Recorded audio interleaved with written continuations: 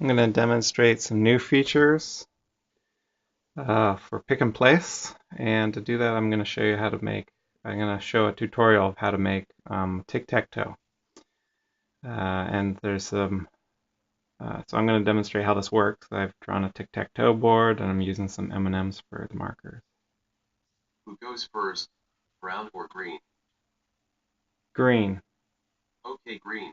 Speak your move. A1. Moving to position A1.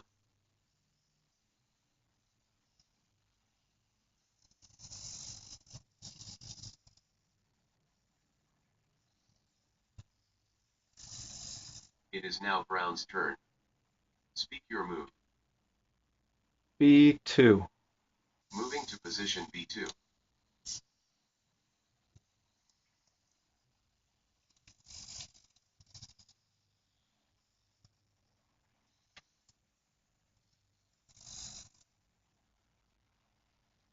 It is now green's turn. Speak your move. A3. Moving to position A3.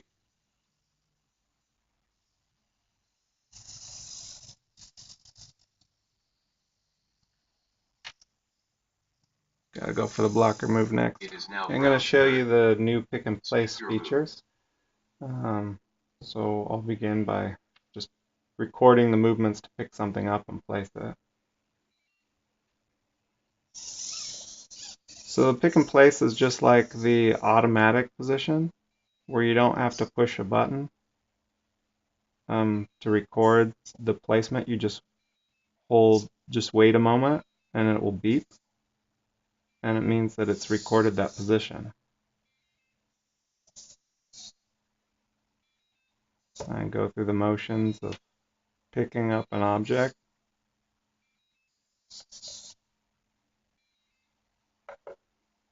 And placing it in another location. Okay, so normally we'd have like 5 recordings for that motion to pick something up and 5 recordings for the motion to put it down, but instead it's analyzed what I've done and turned them into pick and place locations here.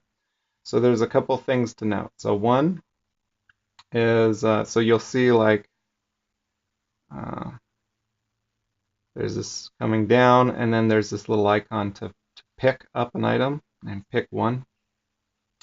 And then there's this other one that comes back and then it comes back down. And there's this icon of the arrow going down where it's placing it, okay? So that encapsulates all those little movements inside there. And then you can just change them pretty easily. So there's also one other thing. You'll see a little, let's see if I move this. See that little um, location up top, a little uh, whatever it's called. I can't think right now. What that is, that represents safety. So you can see on here they put in a safety position or a safe position once you pick something up. So the arm goes back into where it can reposition. It's the same spot for everything else. Go and place something else. So you can um, bring things into your safety location and then back down. It's always the same spot. So safety, you see there's a safety on all of these, and they're all going to the exact same position. In fact, when it's blue like this, instead of green, that it's just a recording of position, when it's blue, it means it's a safety. And that position is always the same for the entire recording. All safeties are the same location. The only difference so if like I were to change this safety location, let's just do that. And I were to, you know, make the safety like up here, something like that. Update position. You can see that all the safeties update now. So all the safeties, everything goes back to this this position up here and then back down to do a pick and down to do a place. So that makes a recording like this that has a bunch of pick and places a lot easier to manage where your safety location is. Okay. And then on each pick, you can see in place, you can see that there's two key points, two positions on these. There's a beginning one right here. Okay, so that's as it comes down to grab the item, and then there's the ending one where it's actually grabbed it. So it's picked up like how much your gripper is closed and that and things like that. So you can change these independently. So I could say, you know what, I want to grab this. Um, I want it to grab this one a little higher up.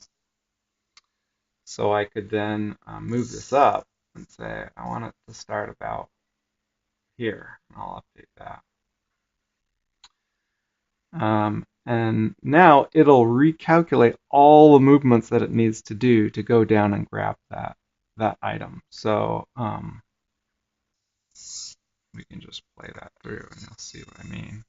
So now it starts up higher, comes down, it grabs it, it brings it back up.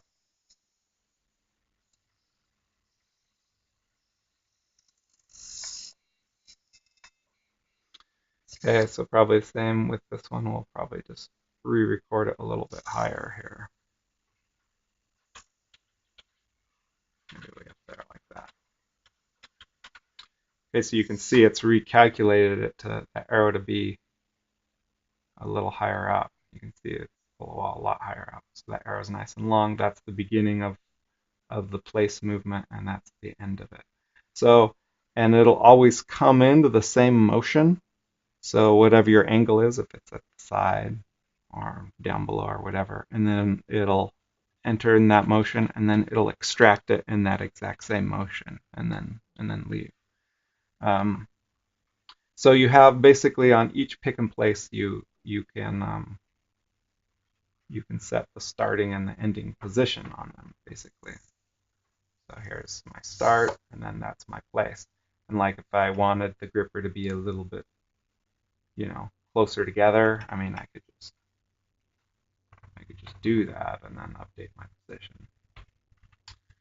And then everything else will recalculate from there. So there it is again, and then it comes down and opens up. So it's not very much now. Make it a little bigger like that. There's that position and the other one. You can turn the knob to kind of move to all the key points. It's kind of handy. And then you can press the knob to play from that point. Okay, so with that, the pick and place actually doesn't need all the recordings in order to figure out those key spots. It can infer a lot. You could just do a recording when it's open, and just do a recording when it's closed if you wanted to. Or you can just do, the simplest one is if you're the least amount you could possibly do would be like to just grab it and then place it in another location, and it will figure everything out. So let me show you what I mean by that. So let's create a new one, and when you do that, you got to start with your gripper open if you're going to do like the least amount possible. We're going to do record, and we're going to come grab this one, listen for the beep, put it over here, open our gripper, listen for the beep, and put it back. And basically it's done all the recordings, all the in-between recordings, and figured all those out for that one. There it goes, it picks it up, brings it to the safety, and puts it back down in our spot. Goes back, right? So with that, you can do a handful of pick and place recordings really, really quickly. Yeah.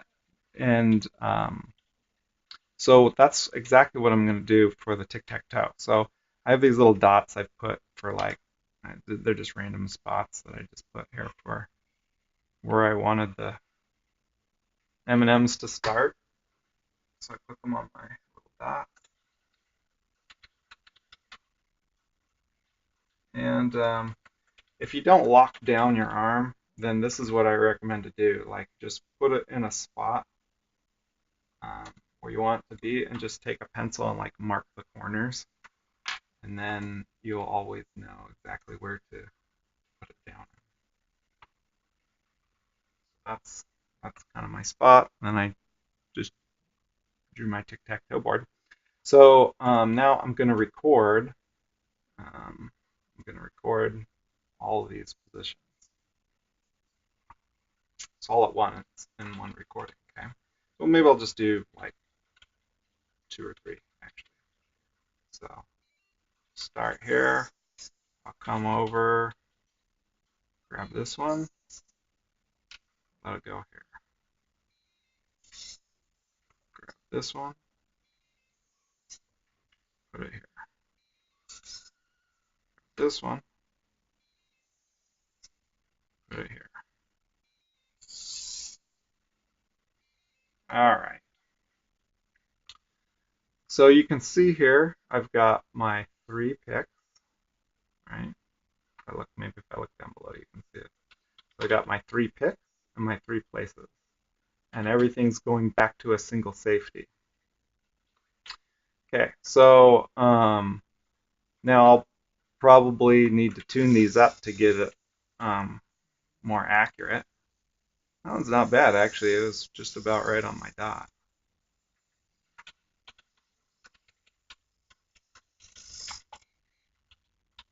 Let's just see how we did.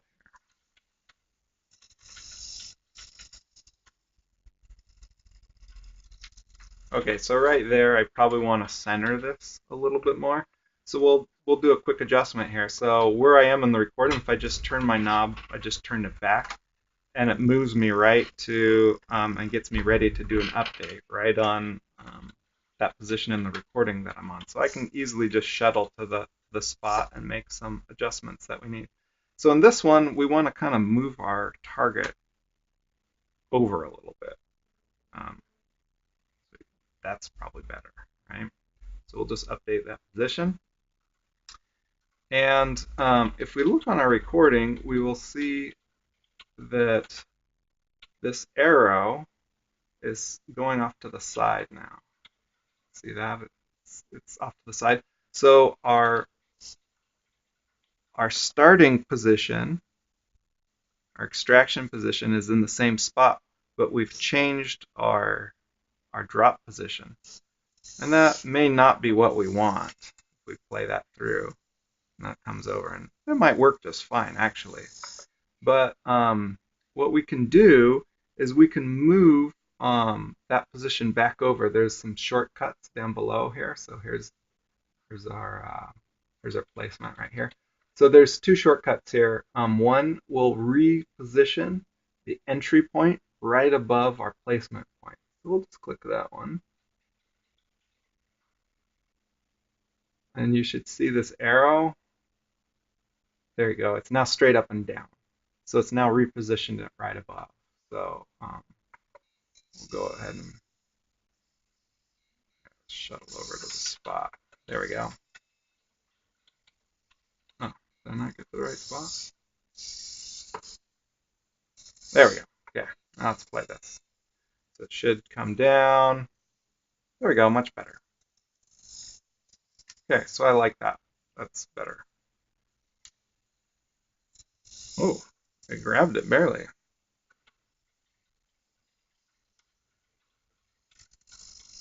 We might kind of go through and touch up all of our locations like that. Okay, so when we're done, let's save this.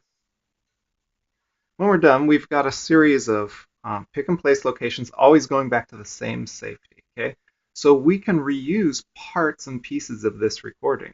So that's what I did in the tic-tac-toe.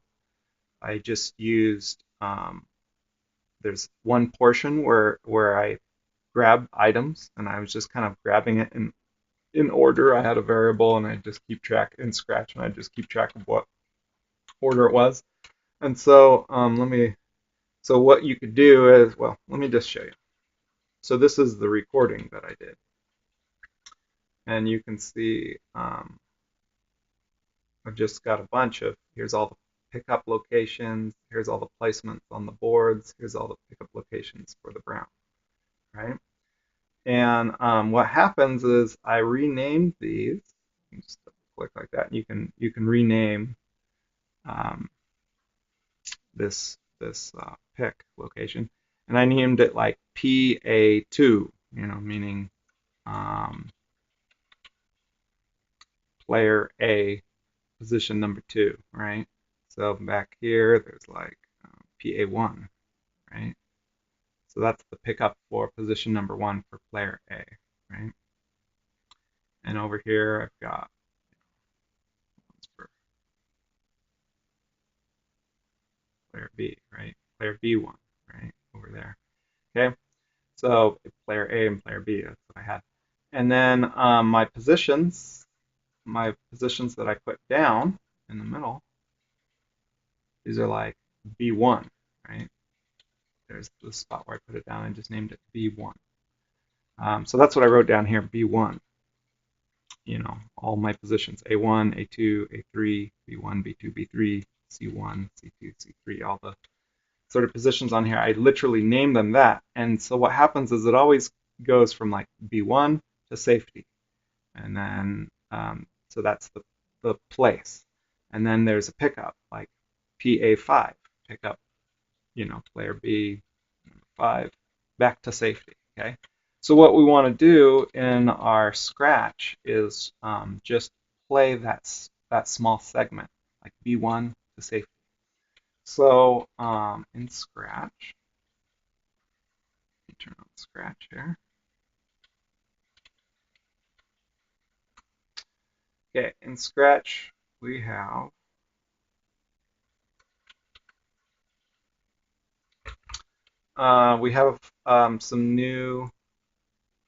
a new playback feature right here. So this new playback feature um, allows you to pick the recording. Kind of hard with that. Okay, Tic-Tac-Toe. And then you can say from, and you can type in. Oops, it's gonna play now. Okay, I just need to say from, and you can type that in. So I could say like A1, and then 2, I could say safety. All right. So now when I play this recording back, it's only, so here I go. I'm going to replay this. It's only going to play the dropping down of A1, and then it ends. That's it. Okay. So you can play segments of recordings, basically. So the other features that are new in here is down at the bottom is the ability to speak. Hello. Right? You type in some text and it'll speak, and the ability to do voice recognition. So like you can listen for some text basically. If you say it, then it'll pick it up. So with those things, I was able to put this is my recording. I was able to put it together and make a tic-tac-toe. So that's just a few features to play around with. Hope you're able to create something similar.